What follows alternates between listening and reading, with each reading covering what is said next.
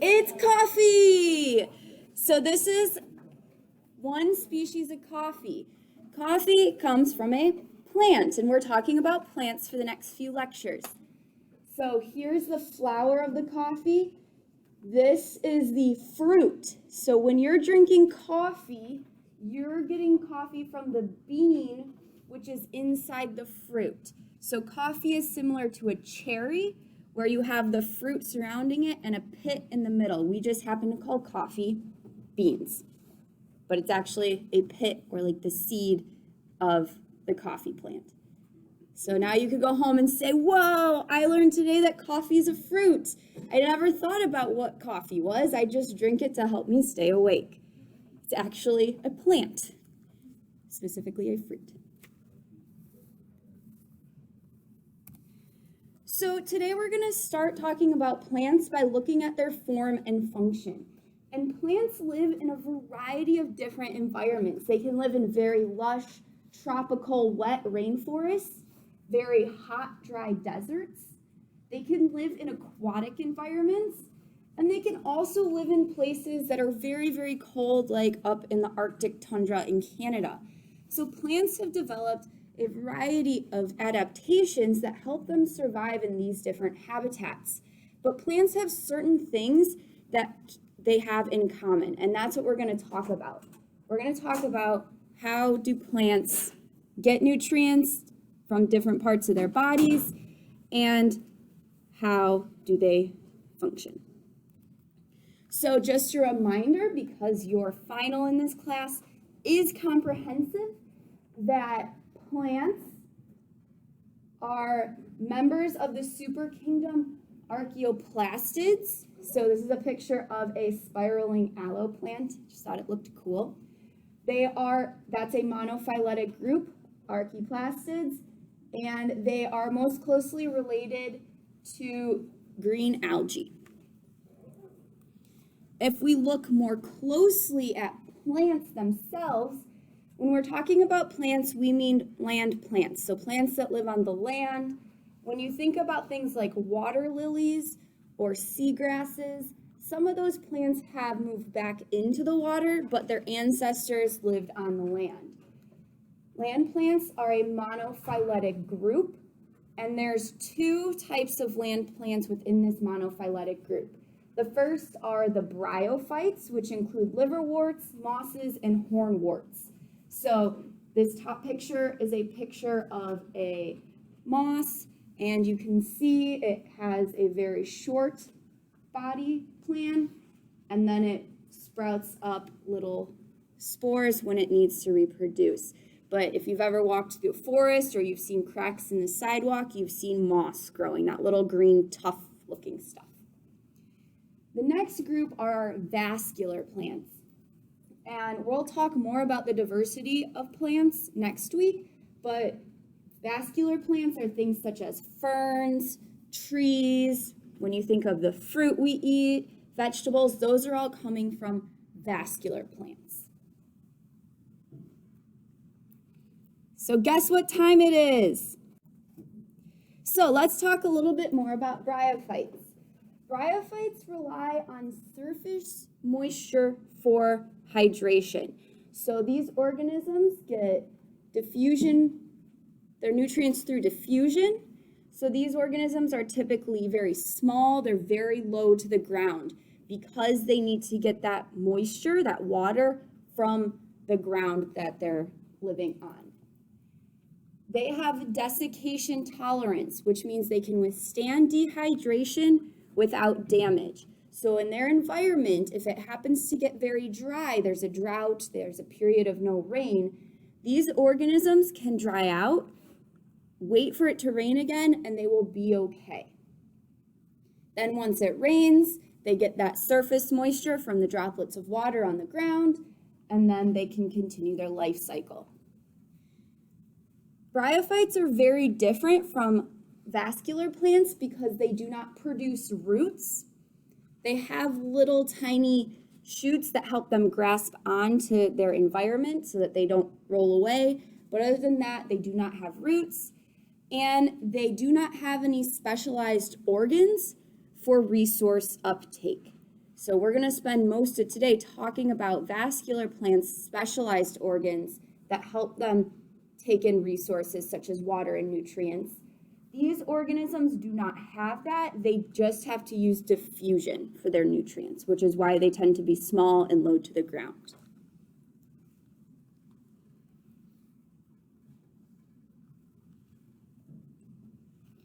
So for the rest of class, we're going to focus on vascular plants because vascular plants make up the majority of plants on the planet. And they're the ones that are really important to humans because we use them for things like food. So the general anatomy of a vascular plant, this might be review for most of you. Above ground, you have your leaves, you have your stem, and then you have your reproductive organ. So on this particular example for the sunflower, the reproductive organ is a flower. It's not always a flower, and next week we'll talk about variations in reproductive organs for plants. The shoot itself has the leaves, and the stem, and the reproductive organs. So everything that is above ground that you see is called the shoot. Vascular tissue you cannot see, that is inside the plant. And that transports fluids from roots to the leaves. And there's two types of vascular tissue, the xylem, which transports water, and the phloem, which transports carbohydrates. And we're going to spend a lot of time today and Thursday talking about xylem and phloem specifically. And then below ground, we have our root system. We can take a cross section of our shoot, specifically the stem in this instance, and you can see the outside of the stem is the epidermis. So epidermis is like our skin. And then inside we have little bundles of vascular tissue which contain the xylem and the phloem. So we have multiple locations inside of our stem where we have xylem and phloem, and that's how the plant will transport water and nutrients to different parts of its body.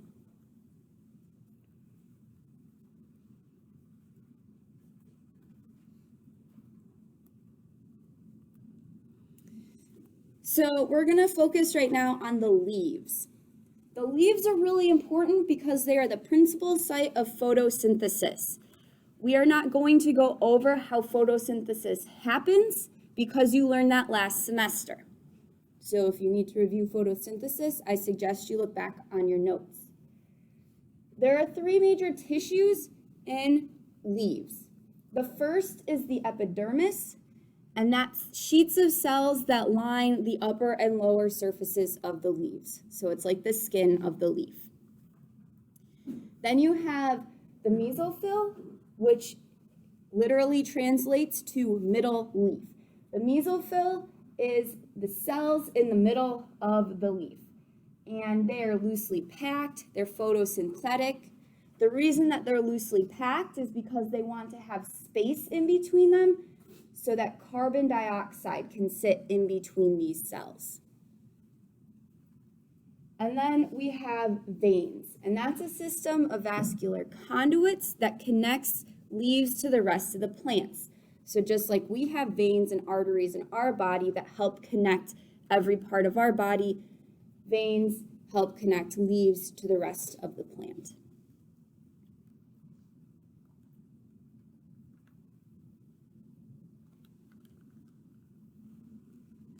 Across the bottom of the leaf, we have these specialized cells that we're going to talk about, and you will actually look at under a microscope in lab this week. And those specialized cells are called stomata. Stomata are hydromechanical valves that can open and close. They consist of two guard cells. So in this digital picture, you can see the two guard cells on either side. In this picture on the right, this is actually a picture under scanning electron microscopy, and you can see there's one guard cell on the left and then another guard cell on the right. So there's two guard cells. In between the two guard cells is a centralized pore, so that's an opening. The guard cells can shrink or swell, and that allows the opening, that pore, to either be opened or closed. So the guard cells are what control if this pore is open or if the pore is closed. Stomata are very, very important because this is where carbon dioxide is able to diffuse into the leaf. So you need the stomata to get carbon dioxide so photosynthesis can occur in your leaves. The major issue is when your stomata are open is that water is lost through them. So you have evaporation of water coming through these openings back out into the environment. So being able to open and close helps stomata regulate water loss and carbon dioxide uptake in the plant.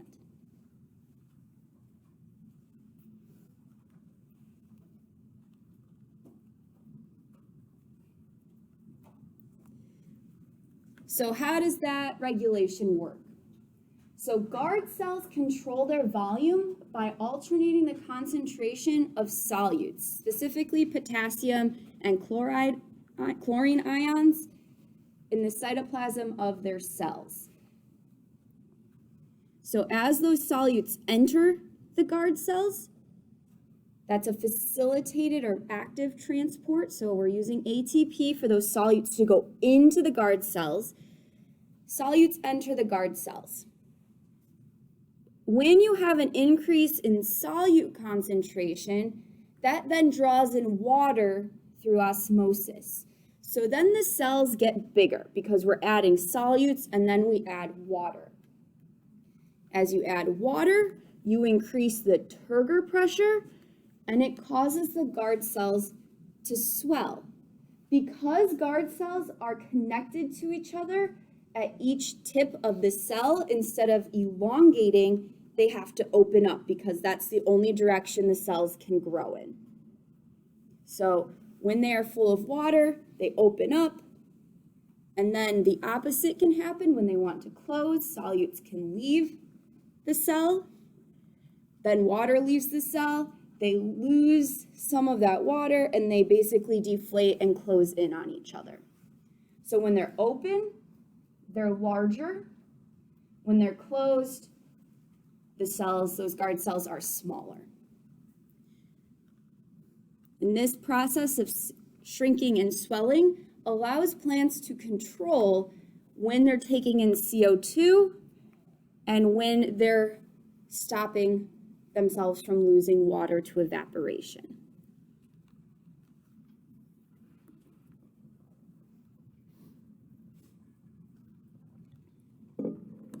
So here is a microscope picture of a cross-section of a leaf, and here are the guard cells. So you can see the stomata is open. Here's our two guard cells, and they're attached. This is another set of guard cells in a stomata. Guard cells open when conditions are favorable for photosynthesis. So an example is when there's high light intensity. When you have high light intensity, you're able to take more of that energy from the sun. So you want to open up so that your leaves can take in more carbon dioxide so you can have more photosynthesis occurring.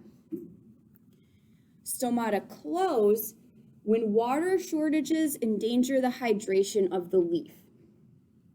So when you have high CO2 levels inside your leaf, that means your leaf has taken in a lot of carbon dioxide. It's just sitting in the leaf. The leaf is not able to do photosynthesis. Maybe it's nighttime. Maybe it's shaded. Maybe there's some other reason why photosynthesis has slowed. And so that buildup in carbon dioxide tells the stomata that they should close because they don't want to lose water unnecessarily. If there is a drought situation, a hormone called abscisic acid, or ABA, actually initiates a hormone signaling pathway that closes the stomata.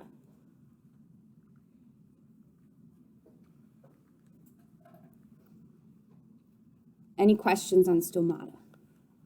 Yeah. So are they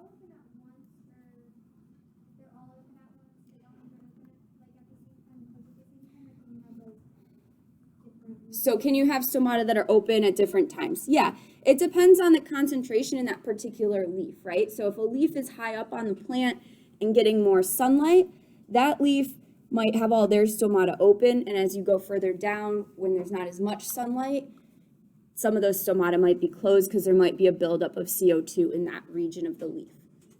Yeah, good question.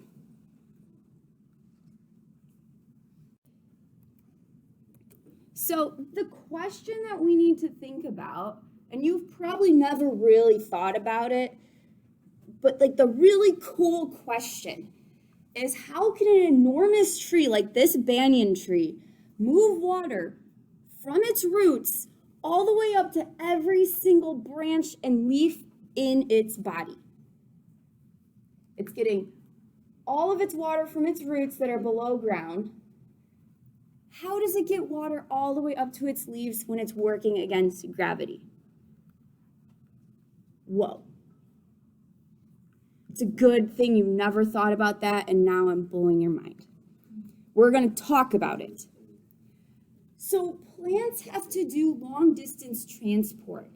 Some plants are huge. Think of your giant redwood trees or that banyan tree. Some of them can be very, very large organisms. Most nutrients and water enter the roots and move upward in the xylem. The xylem, through transpiration, pulls water up through the body of the plant to the stomata. This is a unidirectional movement. So transpiration is unidirectional. It only moves one way, from the roots up to the top of the plant.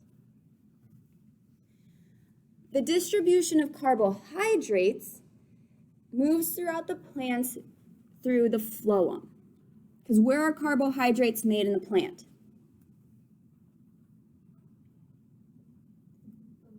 In the leaves. We make carbohydrates in the leaves.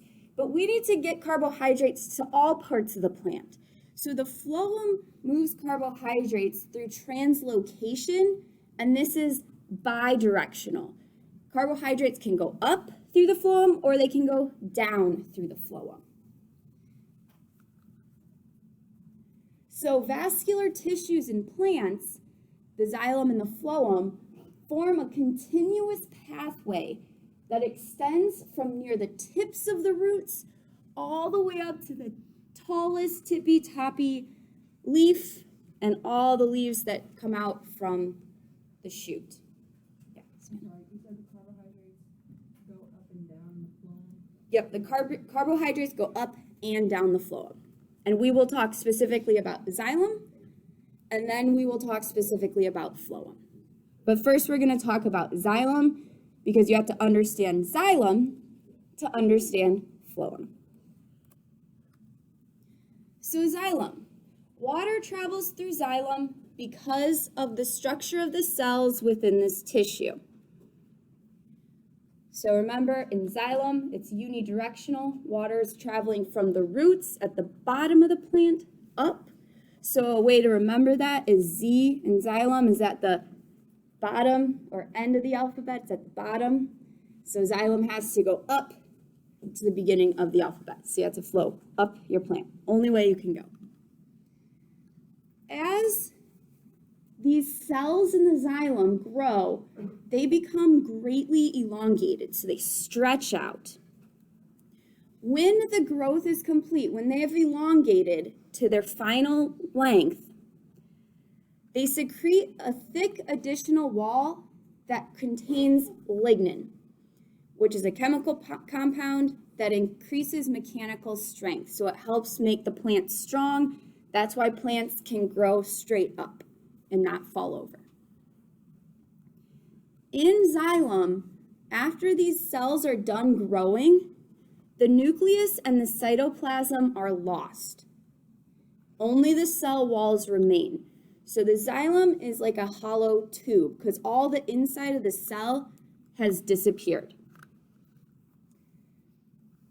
So now you have thick walls with a hollow tube or conduit through which water can flow. There's two different types of xylem, and it depends on the type of plant we're talking about. So this will be important, knowing these two different kinds, when we talk about plant diversity next week.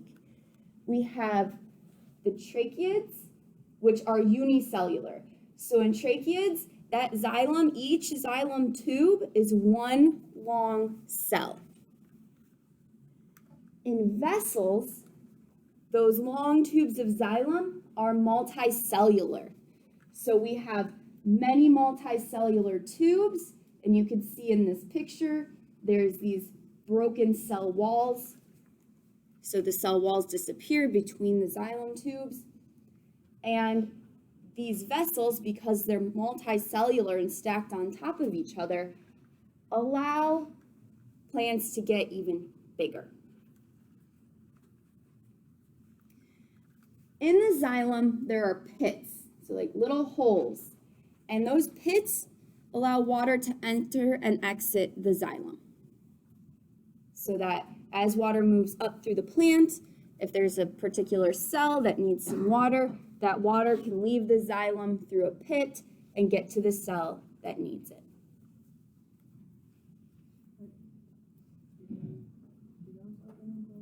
No, the pits do not open and close.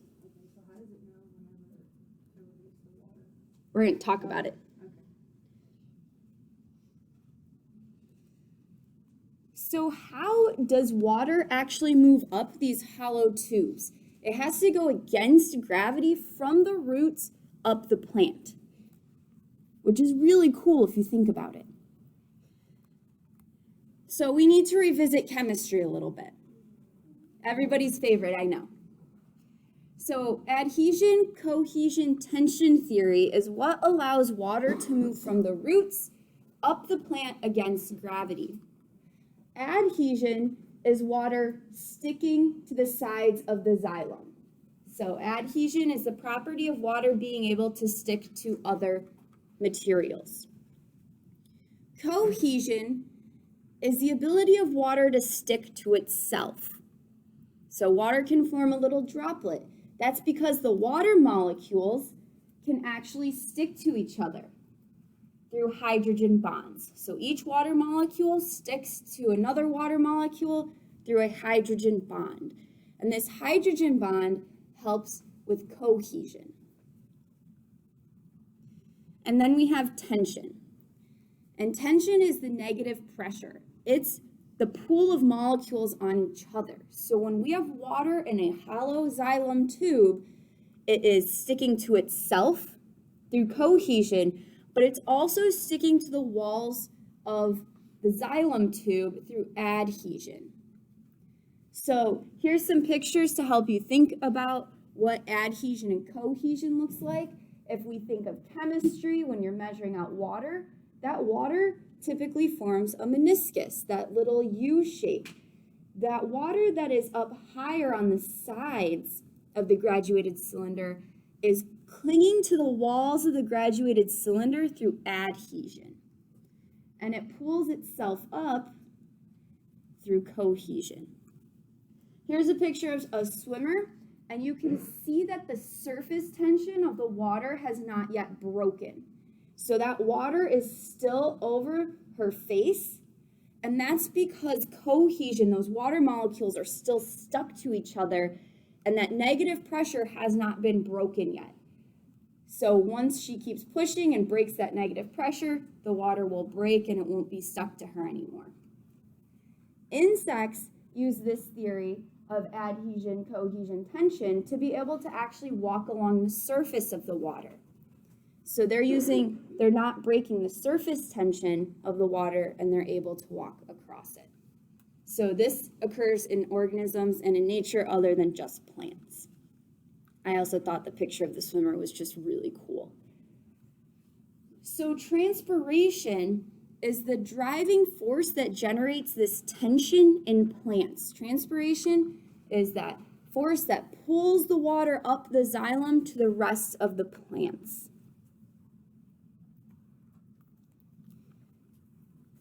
How this works is that we have our roots of our plants, and that's where we have very high water potential. So there's a lot of water, ideally, in the soil. And as that water goes into the roots, it is pulled up because of the negative potential. So the higher you go up in your plants, the lower water potential you have because you have less water compared to the soil. This water keeps getting pulled up the plant because the water doesn't just stay up in the top of the plant. The water is evaporating out of those stomata when they're open. So this continuous cycle of pulling water up the cells, but still needing to do photosynthesis, causes most of the water that's taken up by the roots to actually evaporate. 90 to 97% of the water that plants take in through their roots is lost to evaporation, just so that they can pull the water up their bodies.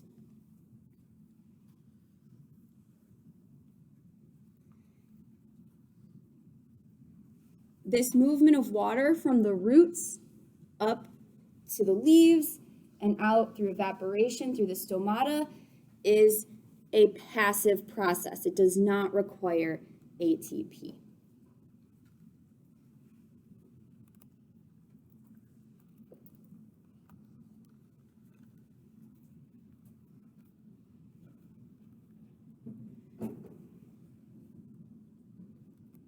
So there are external factors that can affect transpiration, and this is what we're going to be looking at in lab this week.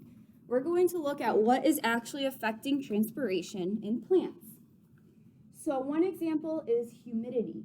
The greater the humidity, the more positive the water potential is in the atmosphere, because the more humid it is, the more water molecules there are in the air. As it gets more humid, and you have more and more water molecules in the air, that means that the difference between water in your leaves and water in the air is becoming more similar. So transpiration slows down. And you can see this in the figure. On our x-axis, we have our relative humidity. So 100% is the water in the air is very highly saturated. There's a lot of it. 0% means that there's no water in the air. And on our y-axis, we have atmospheric water potential.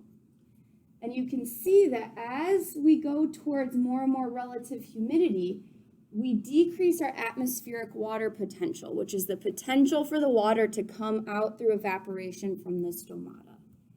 So when we have a lot of water in the air, there's no water that's going to evaporate from the stomata. So as you increase humidity, you decrease transpiration. Wind speed is another factor that can affect transpiration. If you have a higher wind speed, you're blowing water molecules away more quickly, so that atmospheric water potential by the leaves is greater. So when you blow away those water molecules, there's more space for more water molecules to evaporate passively out of the stomata. So the higher the wind speed, the higher the rate of transpiration. So the more evaporation that's happening out of the stomata. And the last example, but this is obviously not the only thing that affects transpiration, is light intensity. The higher the light intensity, the higher the rate of evaporation. As light intensity increases, the more the stomata will be open, because if you have more light, you're able to do more photosynthesis. You need more carbon dioxide.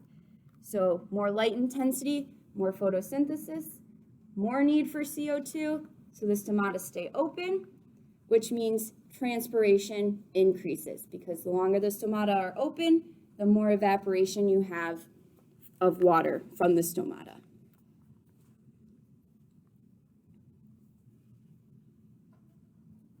Any questions on that? So in the book, it said something about wind speed not affecting something. Do you know what it doesn't affect? Like, I'm like genuinely curious. Like, I'm not sure. Like, I don't remember what it said in the book necessarily. I don't remember exactly which part of the book that would be from. So 27, 3 or 27. I'll look it up and let you know. Thank you.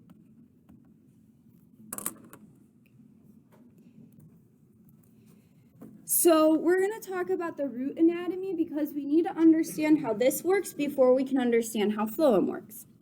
So the root, just like the shoot, has an epidermis, which is the outer layer of cells, and root hairs, which you can see in this picture, and all these little things sticking out of this picture B, those are all root hairs coming out of the epidermis.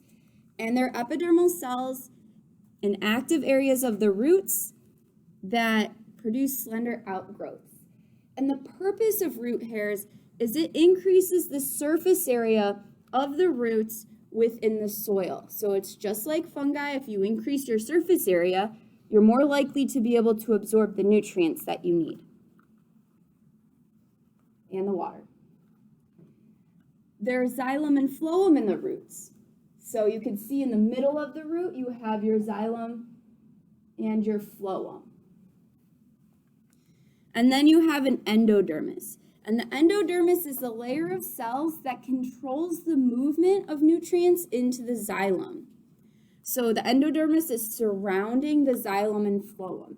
It's like the gatekeeper that determines which nutrients can actually go into the xylem to be taken up to the rest of the plant.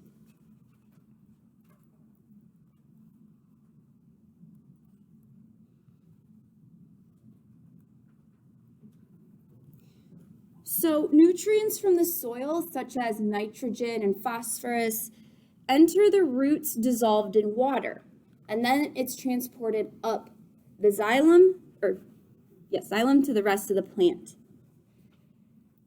The Casparian strip is a thin band of hydrophobic material that encircles each of the cells in the xylem and the phloem.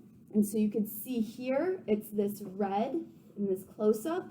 And the Casparian strip basically is the gatekeeper that controls which nutrients can make it through to enter the xylem. So, for example, it allows nitrogen to move through into the xylem. Nitrogen is required for plants and all animals too. The nitrogen can then be taken up by the xylem to the rest of the plant. But the Casparian strip prohibits sodium. So we don't want sodium because it could dry out our plant, and that would be really bad. So it keeps sodium out of the plant.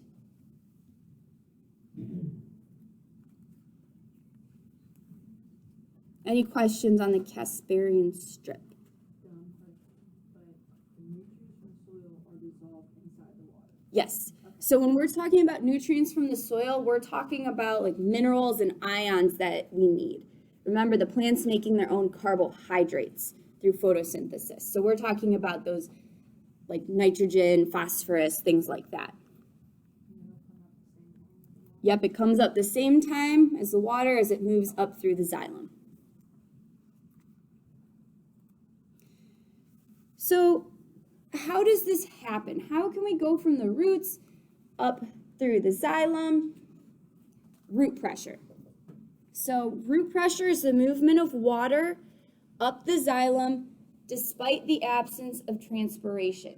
Roots are under the ground, so there's no leaves near the roots, so we can't have those stomata open to have that water evaporate. So this is an active mode of movement. So we require ATP to move that water through the roots up to the shoot. And then once it gets to the shoot, it can move passively through transpiration.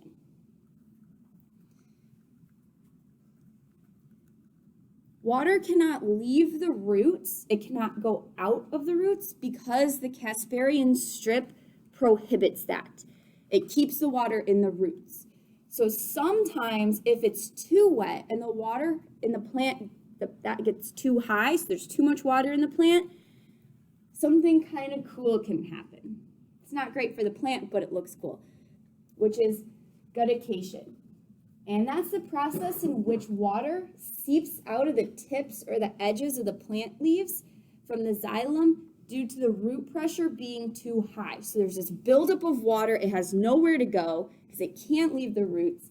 And so it ends up coming out of the tips of the leaves through the xylem. And if you've ever seen a plant that has little droplets of water just along the edge of the leaf, that's because the root pressure is too high and there's too much water in this plant. So it's just being forced out through pressure. And I just think this is a really cool picture. Yeah. So you said that like it uses ATP until it gets like out of the roots and then it like stops using ATP? Yep, and then it's a passive, the transpiration is passive because those stomata can open and the water can evaporate. When this happens, there's so much water that even if the stomata are open, the evaporation isn't happening fast enough. So roots do things other than just bring in nutrients and water. To bring in some of these nutrients, they have made some symbiotic relationships. So one example are mycorrhizae. Mycorrhizae are a fungal symbiont with roots, and it enhances nutrient uptake. So mycorrhizae typically help bring in phosphorus, and there's two different types of mycorrhizae. There's ectomycorrhizae, so ecto meaning outside. So the ectomycorrhizae produces a thick sheath of fungal cells that surround the tip of the root. So those are growing mostly outside of the plant root, and only small projections of it will come into the plants, and that is so that they can get carbohydrates. So the fungus gets carbohydrates, and the plant gets that nutrient that it needs. In this example, phosphorus. Endomycorrhizae is inside. More of it is inside the plant. So this forms a highly branched structure that protrude into the cells. And so you can see in this cross section that there's these little branching of the fungus into the cells. So instead of forming on the outside of the plant root, most of it forms inside of the plant root. But they do the same thing, endo and ectomycorrhizae. So that's an example of a fungal plant symbiotic relationship.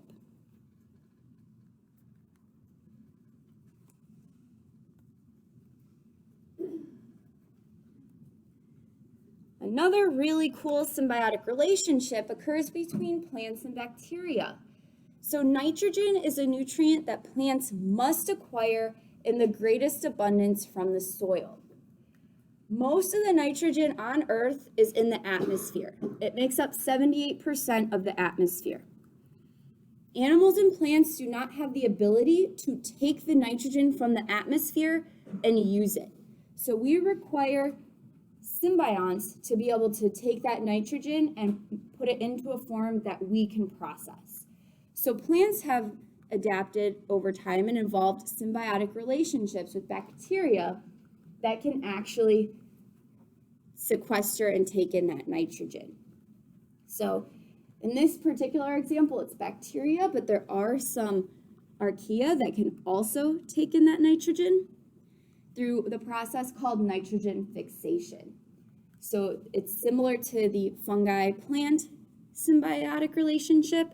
The bacteria gets carbohydrates from the plant, so it gets food, and the plant gets the nitrogen. So soybeans are an example of a plant that has a very strong symbiotic relationship, and it has a lot of nitrogen-fixing bacteria.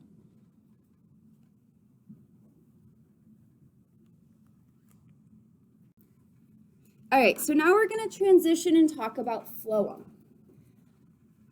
Phloem is what is moving carbohydrates through the plants. So phloem consists of multicellular sieve tubes. So just like xylem, it's a tube. So we want to move our carbohydrates through a tube structure so we could go from leaves to roots, roots to leaves, all over the place. The sieve tubes are composed of highly modified cells called sieve elements.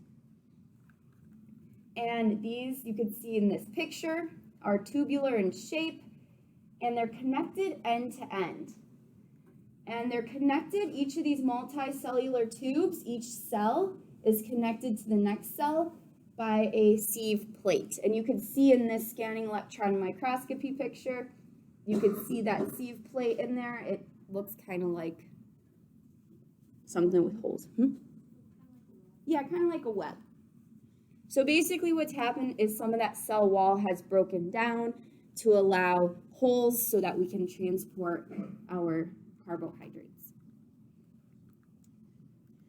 During development, sieve elements lose their intercellular structure. So just like xylem, there's no nucleus and no cytoplasm inside of these cells. After they are done growing, you just have the cell wall. Because of this, cellular functions cannot be carried out.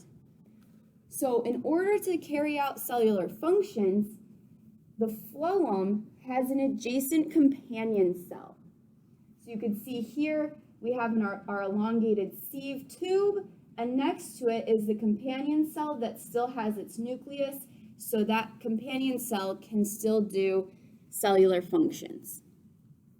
There are holes between the companion cell and the sieve element called plasmodesmata. So the plasmodesmata allows for the flow of nutrients between the companion cell and the phloem. So what is actually flowing through the phloem? What is actually moving through the phloem is called phloem sap.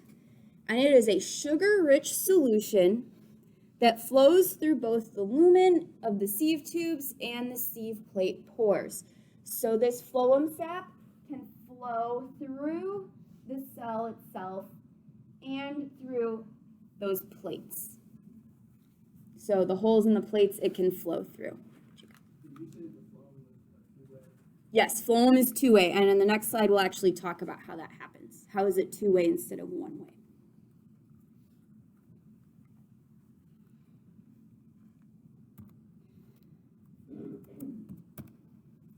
So how does phloem transport work? Oops.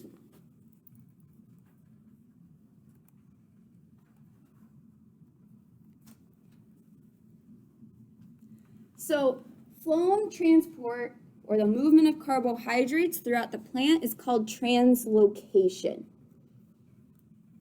So you're moving carbohydrates, which compared to water and the dissolved nutrients in the water, carbohydrates are huge. So you have to relocate them. Or transpiration, which is what's happening in the xylem, think about when you perspire, you're sweating water and there's some other elements in that water. So transpiration is water moving through the xylem. Translocation, movement of carbohydrates through phloem. And the way that phloem is able to move the phloem sap is through the mass flow hypothesis, which says that dissolved carbohydrates flow from a source and released in a sink. So a source is a region of the plant that produces and stores the carbohydrates. So it's the source of the carbohydrates. There's going to be a lot of carbohydrates in the areas that are producing those.